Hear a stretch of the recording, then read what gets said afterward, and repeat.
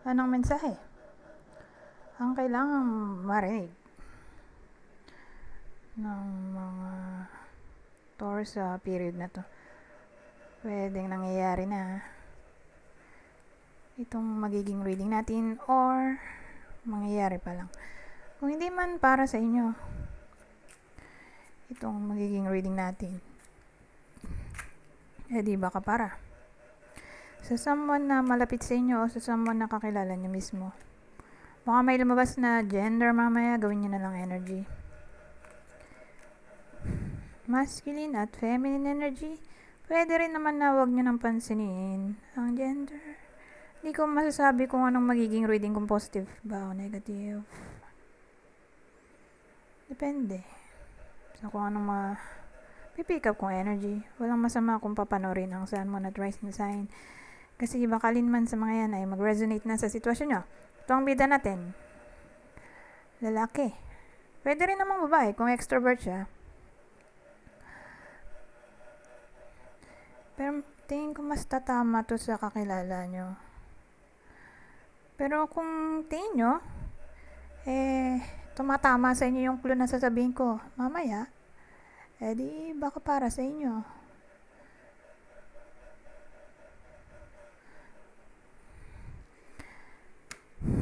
Yung clue lang naman natin dito ay moreno o morena, itim buhok, 40 to 59 years old.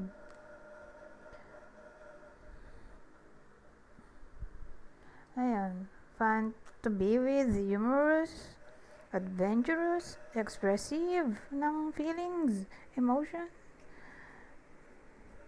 flirty, fearless, daring, strong, courageous. Ayun. Parang energy ng fire signs. Hindi naman necessarily fire sign yung person kasi tayo Taurus or other person. Yung energy lang ba? Parang ganun.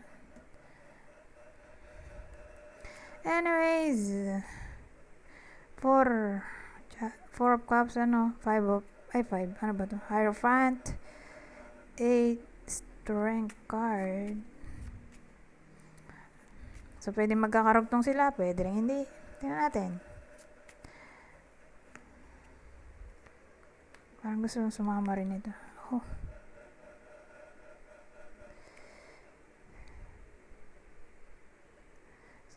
So, yung clue natin, kanina sabi ko nga, magbase kayo doon para malaman nyo kung para sa inyo ba yung reading, sa person nyo, anak, or anyone na malapit sa inyo.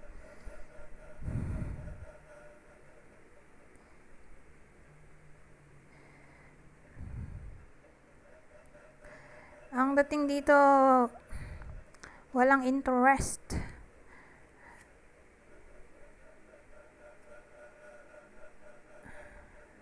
Ang iba sa inyo,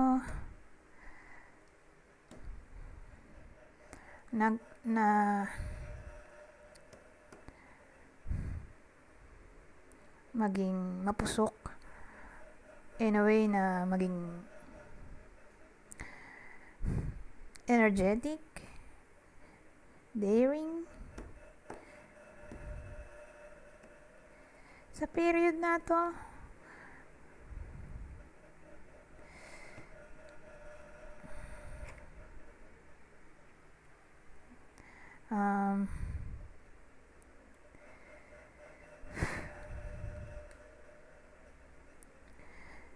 so ang dating may tendency na mag-procrastinate ang iba sa inyo sa period na to.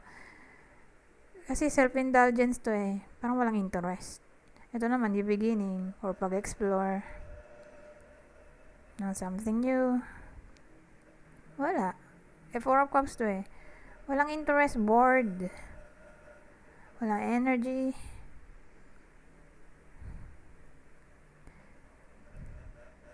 Ito kasi yung anything na pleasurable. So again, walang interest yung bida dito. Ito. Sa low bat. Lobat yung tao dito, bored. O, madalas lang sa bahay. Ano yung Hierophant. Isa lang.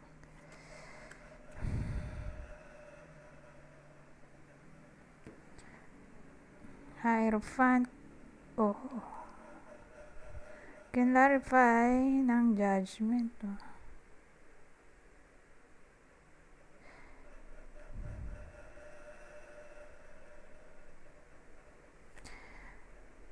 Well, maraming pwedeng case. Sabihin nating single yung bida.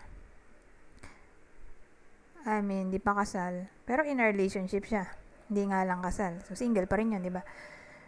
Single yung status. Civil status. Baka maisipan na niya magpakasal. Ito.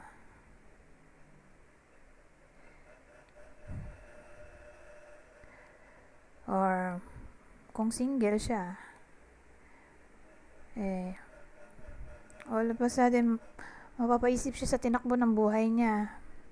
In a way na, mapapaisip siya kung kailan siya ikakasal, may chance pa ba, single nga siya, wala pa siyang jowa.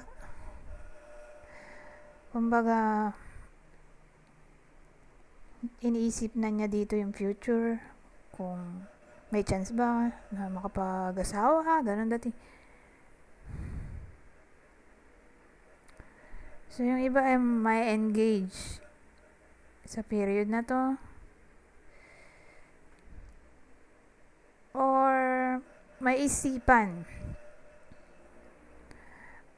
ang topic ng marriage, kung matagal nang nagli-live-in, matagal na yung relasyon. Mapapaisip-isip yung tao dito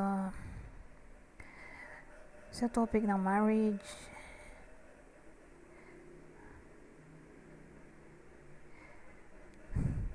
Ngayon, ibang case, depende. Sabihin natin may routine. May routine na ginagawa lagi yung tao. So, for some reason, gusto niyang maiba. Kasi Pluto rin to So, transformation. So, gusto niya maiba yung routine niya. All of a sudden, ganun. Nagiging somewhat rebellious. Ngayon, sabihin natin nasa modernization na tayo, di ba? Kumbaga, inventive na yung mga tao.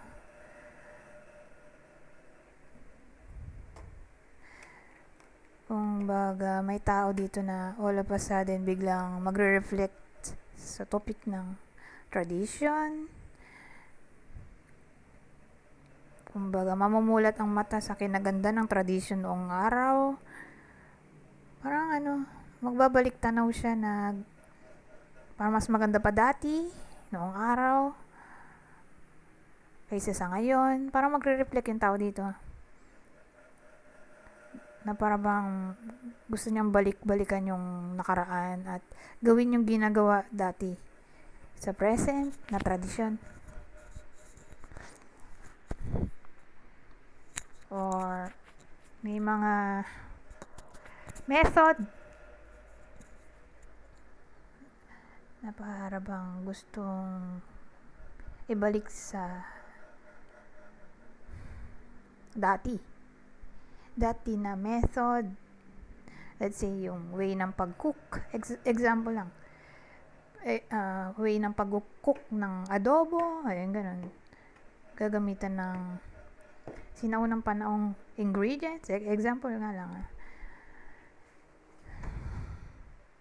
Ano tong strength card, so hindi sila nagdugtong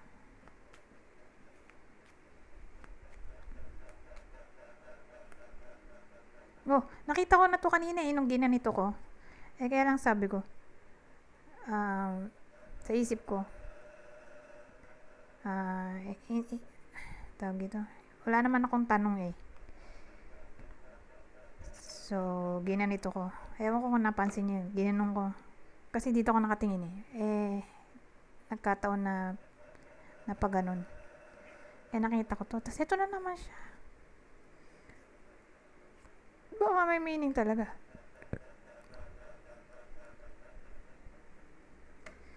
Strength card, Halimbawa, single literal yung bida. At example lang, kaka-break lang niya or magbe-break pa lang, OMG. Papakatatag siya dito, ito. Sa ex-partner niya.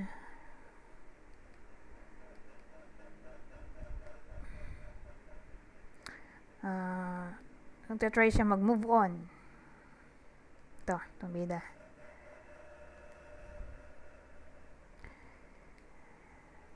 Diging matapang siya dito na mag-move on sa ex. Then the team.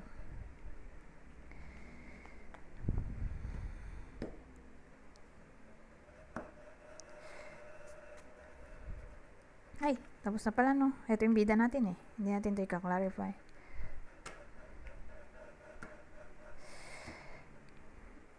So again, whether nangyayari na tong separation, kasi ex-partner to Whether nangyayari na tong separation or mangyayari pa lang, may tendency dito na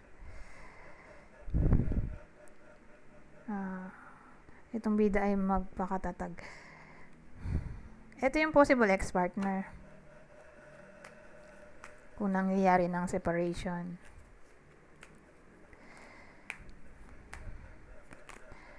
Cancer, Aries,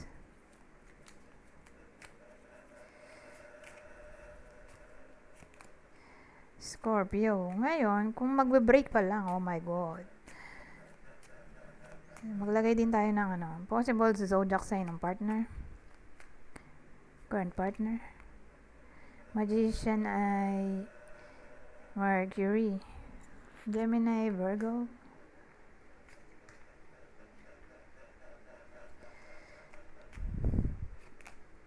Capricorn. Hierophant ulit ito. Hierophant ulit. Taurus. Teka, Taurus tayo di ba? Kapwa Taurus. Taurus yung reading natin.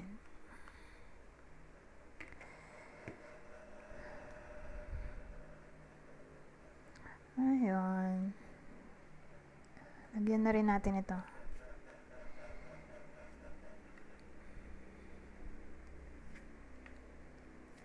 Ito yung iba pang clue. So, yung clue natin pwedeng tumama sa inyo, sa person nyo, or anyone na malapit sa inyo. So, konektado to dun sa reading kanina. Ito yung clue natin sa pagkatao. Mga pagkatao. Sa reading na to, pwedeng tumama sa inyo nga. Sa person nyo. Or anyone na kakilala nyo. Kunin nyo lang yung clue na sa tingin nyo ay fit sa sitwasyon nyo. Or sa kakilala nyo. May someone na may peklat. Ayun, may peklat. Malaki ang hinaharap. Ang babae. Malamang. Eto, long hair. So, may someone na long hair. Kahit naman lalaki. Minsan nagpapa-long hair. Basta may someone na long hair. Eto, Hispanic or Latino. So, may dugong Hispanic or Latino. Diba mga Pilipino? May dugo na ganyan. Kasi diba? Sinakop tayo ng Spanish. Nung sinaunang panahon. So, ayan. May dugong ganyan. Hispanic or Latino.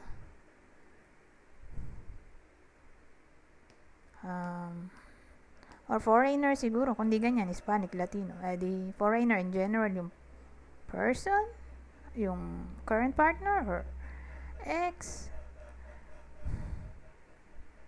or long distance relationship. Pwede rin dyan.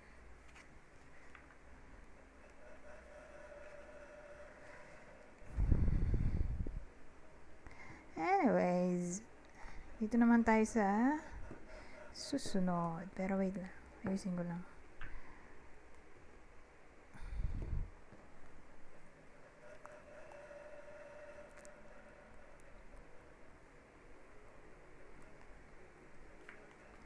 Ibang senaryo.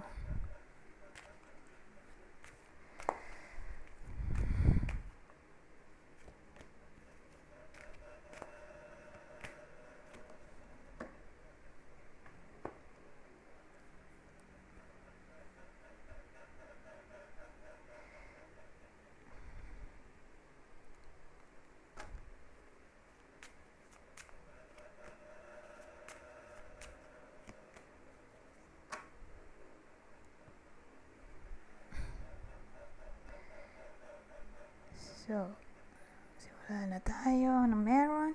The Ring Master of Scrutiny, Discernment, Clear Vision, Details. Eto, Eagle King, The Big Picture, Angelic Help, Child.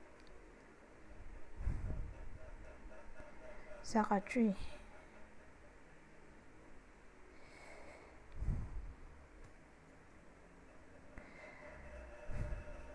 Ang dating dito, mataas ang pangarap. Ng batang to? Or ng nanay? Or tatay? Para sa anak niya. Willing siyang higapang ang pag-aaral. Depende sa nanonood. Pero mukhang pamilyado dito sa part na to, may anak eh. Yun yung discernment dito. Tingnan niya yung bright future ng anak. Yung development ba? Progress ng anak niya dito. Para sa future. So again, yung magulang, kumbaga, sa period na to, mapapaisip sa bright future ng anak na willing siyang igapang ang pag-aaral, lalo na sa college, basta makapagtapos lang. Ngayon, kung anak, pwede rin kasi yung anak mismo yung willing mag-aral mabuti para makapagtapos. Pwede rin ganoon. Siya pala yung makaka-feel nung sinasabi ko.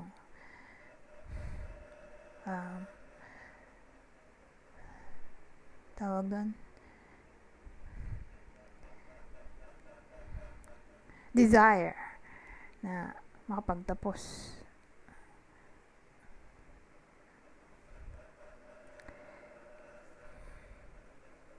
Meron pa ba? Ayun na lang.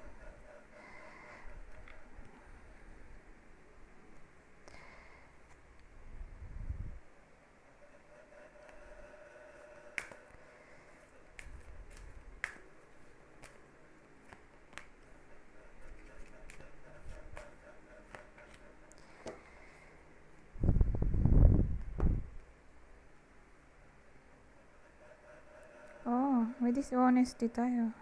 Nangyari dito. Pero may ano pa tayo. Lenormand.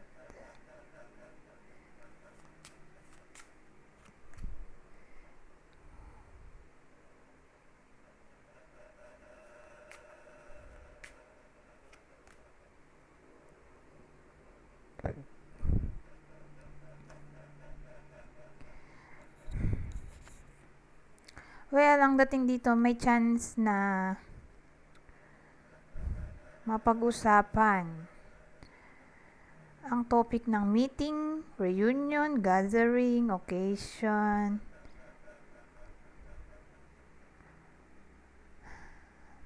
date, eyeball, appointment. Kaya for some reason, yung kasama niya, sabi oo daw, aalis sila. Or sasamahan yung iba sa inyo. Kaya lang, noong malapit na yung schedule or mismong schedule ng alis or pagkikita, bigla na lang nagdahilan na kesyo ganito, emergency, or ewan ko, for some reason ayaw na niyang sumama o ayaw na niyang gumala kasama kayo, or yung iba sa inyo. So, yun. Dami niyang dahilan na kesyo ka-emergency ng araw. Yung pala, ayaw pala niya talaga. Sabi lang niya, sasama siya. Ayun, ganun dating. Kumbaga, umasa yung iba sa inyo sa wala. May chance na ganoon. Ibig sabihin, hindi natuloy yung gala or meeting, appointment, gathering, reunion. Basta ganon.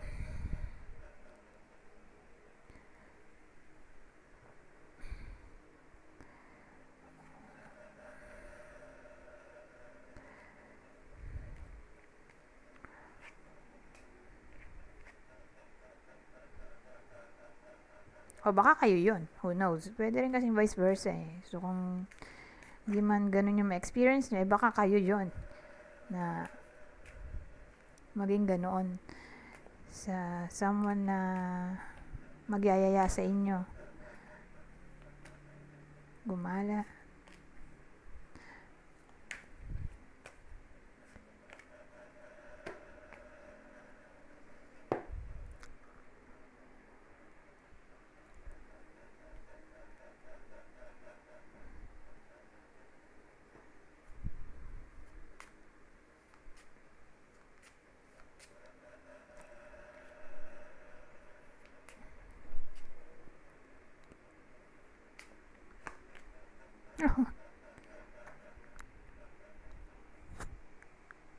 Ano to? May queen doon, no? Queen din to eh. Queen of Clubs. So, meron tayo ditong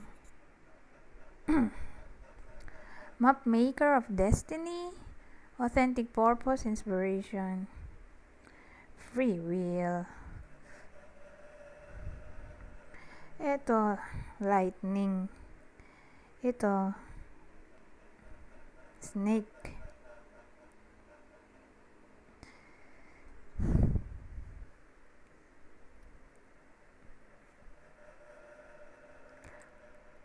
Mayara. Parang may something na maaring mangyari unexpectedly.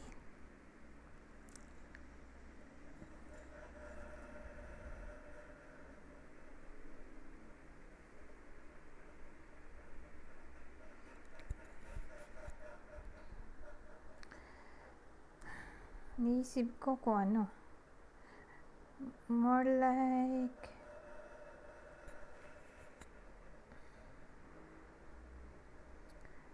may inspiration kasi dito eh. Eh may babae pa doon. Baka may magka-crush sa iba sa inyo. Or kayo yung magka-crush. Pero may babae dito eh. So whether yung babae yung magkaka-crush, eh may inspiration doon eh. Natural movement. Unexpected. Yung pangyayari. So whether yung babae yung magkaka-crush or yung lalaki yung magkaka-crush dito sa babaeng to, yun yung unexpected na maaaring mangyari.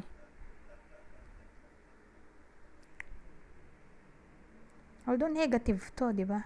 Pero magaganda naman tong mga to. Kaya hindi ko masabing negative to.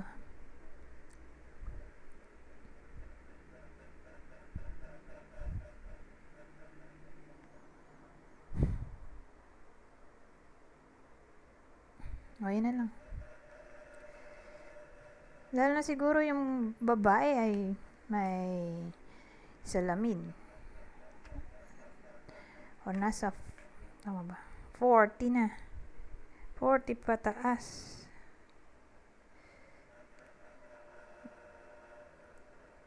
O yan. Yan yung description natin. 40 pataas, nagsasalamin. Pero grabe din kung unexpected ay kabit, oh my god. Wag naman ganoon. Kasi kung nangyayari na siya, or mangyayari pa lang, yung free will doon ay pag let go, let go yung partner kasi cheat siya eh. So, unexpected separation yung maaaring mangyari kung malaman nyo o ng iba sa inyo o ng kakilala nyo kung di tumama sa inyo na may other person. Yung snake kasi pwede rin siyang other woman.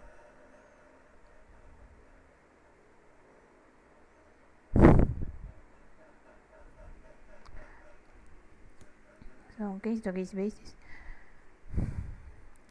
Ngayon, sinong Taurus yung baka tamaan ng reading na to na parang may discovery na maaaring mangyari at ang discovery ay all about other woman. So, babaeng Taurus yung tinutukoy ko dito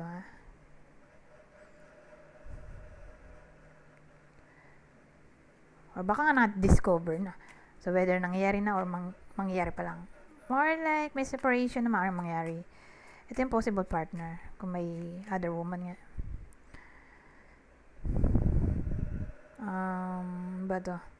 Wheel of Fortune, Jupiter, Sagittarius, Pisces.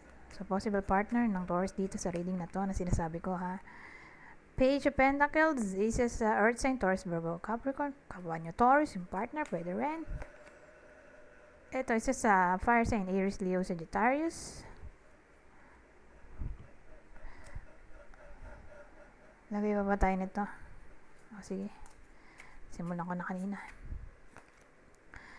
So, yung clue natin, pwedeng tumama sa inyo, sa person nyo, or dun sa kakilala nyo, or pwede rin sa other woman kung kilala na. May someone na wavy hair wavy, ito naging straight. Sa bagay. Maraming taong involved dito, 3. Third party to So, may wavy hair, straight hair.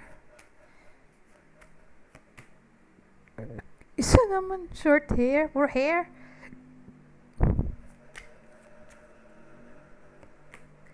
Ito, round face. Bilog ang shape ng face.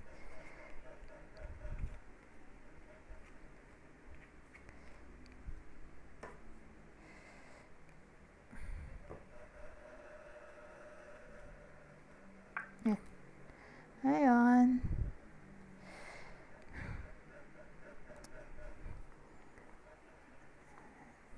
Hindi ko alam kung mag-end na ba tayo dito. Sa part na to. Sige. Dito tayo mag-end sa dalawang deck na to. Babasahin ko na lang para mabilis. Kunin nyo lang yung mensahe na sa tingin nyo ay fit sa sitwasyon nyo. General advice at prediction na to sa period na to. Okay. So, sa case na to, o part, general advice at prediction. Random yung pwedeng lumabas. Pwedeng advice, prediction sa love, career, health, etc. Ito purong advice sa relasyon lang. Kasi kita nyo naman, may heart at may mag-lovers na dove dito.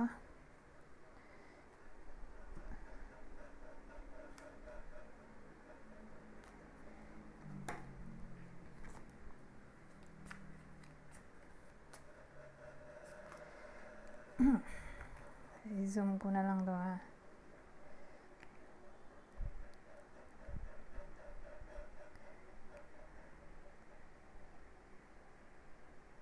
Ayan.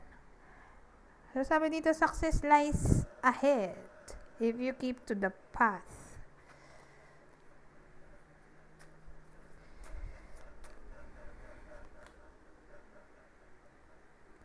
Dito naman.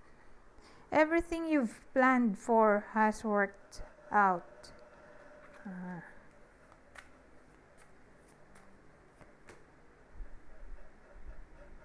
Ito naman. You can make your imagination real.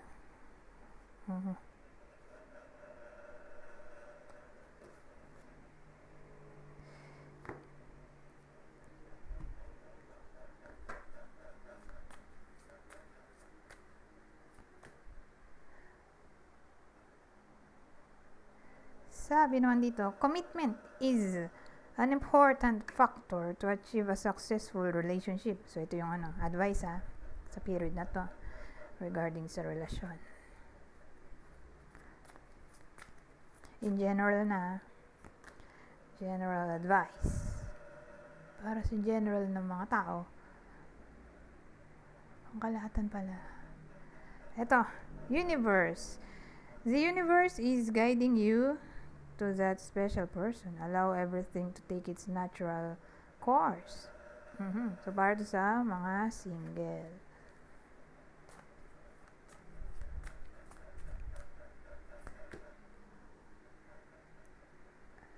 Dito naman, sabi, tested. Your strengths and weaknesses are being tested. Anyways, hanggang dito na lang. Goodbye for now.